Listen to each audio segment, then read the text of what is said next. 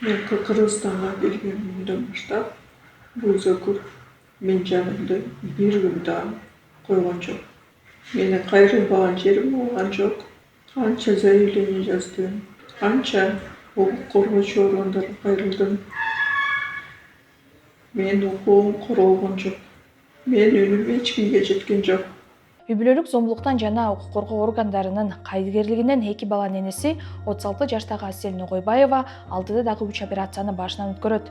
20-сентябрда Аселди мурдагы күйөөсү муунтуп, ал эс үчүн жоготкондон кийин кулагы менен мурдун кесип, мыкаачылык менен кордогон. Каргашалуу окуя кенже уулунун көзүнчө болгон, анын өмүрүн сактап калуу үчүн жасалган алгачкы операция 8 саатка созулган.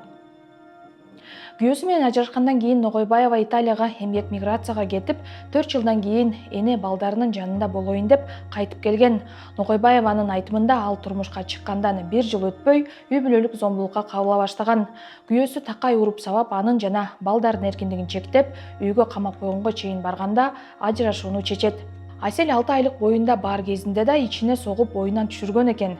Каргашалуу окуя болгонго чейин Ногойбаева милицияга 20 арыз жазганын айтат. Бирок коргоо ордени берилгени менен мурдагы күйөөсү анын тынчын алууну токтоткон эмес. Аял өмүрү коркунучта экенин акыркы убакта сезип да калган, себеби күн сайын коркутууларды алып турганын айткан. Мен натур эле моундай эле бычып салам да, матырып все, мен ошон үчүн барам милицияга, өлтүрүп элечи, ушечи балдарымдычы уже психологиясын бузуп, уже жетим өскөн жакшы да, пайгамбарыбыз деле жетим өскөн. Ногойбаеванын ден соолугуна оор залал келтирүү беренеси боюнча кылмыш иши козголуп, тергөө аяктап калды. Ал эми 27-сентябрда Чүй облустук сотунда Аселдин мурдагы күйөөсү Азамат Эстебесов зордуктоо беренеси боюнча 8 жылга кесилген. Бул кылмыш иши жыл башында козголот. Бирок Сокулук райондук сотунун судьясы Кыялбек Токтомаматов Эстебесовду мурдагы аялын зордуктоого күнөөлүү деп тапканы менен 3 жылга пробациялык көзөмөл дайындап бошотуп жиберген. Райондук соттун чечими Аселди Эстебесов кулак мурдун кескилеп кордогондон кийин кайра кароого жиберилген. Ногойбаева өмүрү коркунучта экенин айтканы менен сотто аны уккан жан болгон эместигин көзүнө жаш алуу менен эскерет. Эгерде Эстебесов ошондо жазасын алганда Асель Ногойбаева кордолбойт эле деген сын пикирлер айтылып, сотторго жана жалпы эле укук коргоо органдарына нааразычылык күчөгөн. 14-сентябрда президент судья Токтомаматовду кызматтан алган.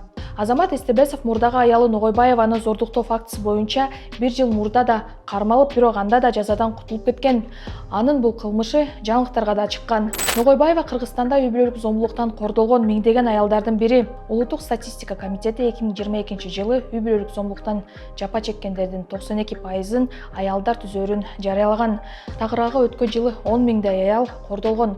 Зомбулук көргөн аялдардын көпчүлүгү жардам сурап алгач, кризистик борборлор менен коомдук фонддорго кайрылаарын Статком өзү тастыктады. Мамлекет өзү үй бүлөлүк зомбулуктан жабыркагандарга баш маанек бере албайт. Зомбулук көргөндөргө коомдук фонддор негиздеген кризистик борборлор жардам колун сунушат. Аларга коопсуз убактылуу турак жай гана эмес, психологиялык жана юридикалык жардам беришет. Үй бүлөлүк зомбулук азайбай жатканына, кылмыш иштери сотко жетпей, кылмыш жасагандар жазасын албай жатканы бирден бир себеп экенин укук коргоочулар тынбай айтып келишет. Башкы прокуратура 2022-жылы 82 иш сотко өткөнүн маалымдаган. Ошол эле маалда сабалган, зордукталган, кордолгон аялдар 9 миңден ашкан. Кыргызстанда зомбулукка кабылган аялдар менен бейөкмөт уюмдар иштешет. Өлкөдө 30дай кризистик борбор бар. Андан сырткары жабырлануучуларга укук коргоо уюмдары да колдоо көрсөтүп келишет. Депутат Надира Нарматова баштаган эл өкүлдөрү сүрөмөлөп жаткан чет элдик агент мыйзамы кризистик борборлордун ишине да терс таасирин тийгизиши мүмкүн. Себеби мыйзамда коомдук фонддор мамлекеттик саясатты өзгөртүүгө катыша албайт деген норма бар. Бул деген жарандык коом тынчтык акцияларды өткөрүп, бийлик башчыларына кайрыла албайт, мамлекеттик органдардын мыйзамсыз иштерин ачыктап, адилеттүүлүк үчүн күрөшө албай калат деген түшүндүрөт. Сезим кризистик борборунун башчысы Бүбүсара Рыскулова чет элдик агент мыйзамындагы эң кооптуу жагдай мына ушул дейт. Мамлекеттин саясат деген эмне, ошону эметиш керек да. Бул саясат деген күнүмдүк турмушта саясат болот. Укук коргоодо саясат болот. Социалдык саясат, финансовый жакта дагы ар бир нерсенин саясаты болот да. Саясат дегенден жанагы депутат болуп калып ойланан кийин же президент же тиги болобуз деген эмес да. Бул турмуш күнүмдүк да. А биз күнүмдүк турмуштагы политикада, вот, например, да, социалдык эмеде дагы Анан кийин биз деле эгерде бир кызматкер туура эмес өзүнүн ишин жасап атса, ошол жерде эле министрби эмнеби туура эмес саясат өткөрүп атса, ошол укук коргоо боюнча, анан кийин силер өзүңөрдү билгиле десе, анан митингке деле чыгып атканбыз да биз. Мына тиги жана кумар оюндары боюнча ал деле политикада кандай канча үй бүлөлөр талкаланып эметип атат. Анан кийин айым үчүнчү унчукпай отурушубуз керек. Жаран катары, өкмөт катары биз баштаган иш вообще мамлекетте жок болчу. Анан айтат, каяктагы жок нерсени баштап силер эметтиңер дейт да. Эми өнүккөн өлкөлөрдө деле адам болгондон кийин жабыркаган адамдар болот экен да. Адам болгондон кийин. Ошо Америка, Японияда, Францияда бардык жерде эле бар мындай. А биздин Советтер Союзунда андай мындай эми коммунисттердин арасында андай болгон эмес деп эметкен да. Анан кийин ошол мына железный занавес ачылды. Анан кийин биз да көрдүк, алар да көрдү. Анан кийин биз дагы биринчиден болуп туруп проект жазып туруп биз биринчилерден каржалаганбыз да. Сезим кризистик борбору зордук зомбулуктан жабыркаган балдар менен аялдарга комплексик жардам берет. Психологиялык жардамдан тарта сотторго катышып жабыркагандардын укуктарын коргойт. Буга кошумча кризистик борбор зомбулукту азайтууга багытталган мыйзам чыгаруу багытында демилгелерди көтөрүп чыгат.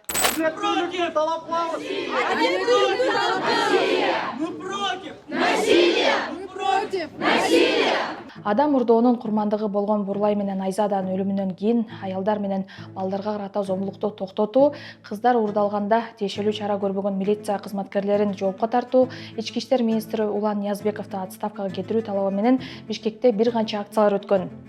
Элдин талабы коюлгандан кийин гана милиция кызматкерлери иштен алынып, сот жообуна тартылган. Андан кийин мажбурлап никеге тургузуу максатында адам урдоо беренеси боюнча жаза күчөтүлгөн.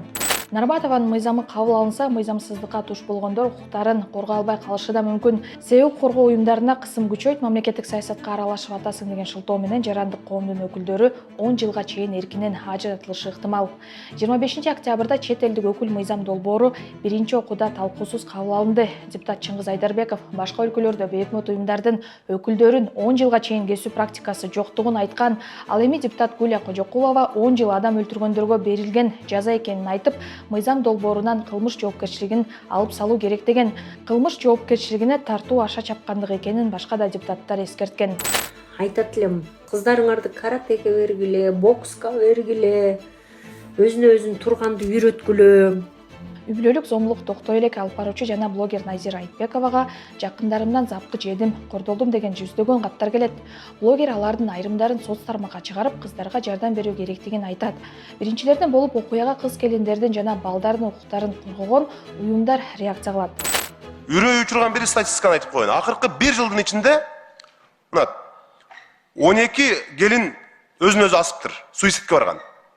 Анын 3-өө өлбөй калган, анын 9-у өлүптүр, уксуз ичиптир, асын өлүптүр мына.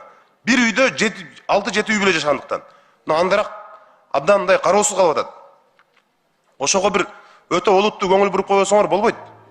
Баарыбыз чогулуп жардам берели ошого. Суицидке барган келиндердин эң күчүүсү 20 жашта болсо, эң улуусу 43-тө. Өзүнө кол салган келиндердин күйөөлөрү эмгек миграцияда жүргөнү аныкталган. Такталбаган маалыматтар боюнча күйөөлөрү чет жакта иштеп жүргөндө башка аял алып алганы келиндерди өз жанын кыюуга түрткөн. Трагедияга өзгөчө көңүл бурулуп, бийлик реакция кылып келиндердин өлүмүн алдын алууга багытталган иш жүргүзүшү кажет эле, бирок андай болгон жок. Мамлекеттин колу жетпеген учурда жарандык коом жардамга келген мисалдар толтура. Мисалы Баткенде чек арада куралдуу кагылышы болгондо үй жайын таштап чыккан аялдар менен балдарга гуманитардык жана материалдык жардам чогултуу демилгесин ыктыярчылар колго алган эмеспи? Ошонун сыңарындай эле үй бүлөлүк зомбулукка, балдарга карата зомбулукка каршы жалпы коом күрөшүшү кажет. Асель Нугойбаеванын операцияларына акча чогултуу улантылууда. Ал үчүн Аселдин эжеси жүргүзгөн Инстаграмдагы баракчага кирип, банк эсептерин алып, колуңуздан келген жардамыңызды берсеңиз болот. Депутат Надира Нарматова жарандык коомду тескеп, активдүү жарандар менен күрөшүп эмне табат? Коомдук фонддор жана укук коргоо уюмдары жабылып кетсе, карапайым адамдардын укуктарын ким коргойт? Өз жарандарын чет элдик агентке теңеген мыйзамга кандай карайсыз? Бул видеого комментарий жазыңыз жана бөлүшкөндү унутпаңыз. Көрүшкөнчө.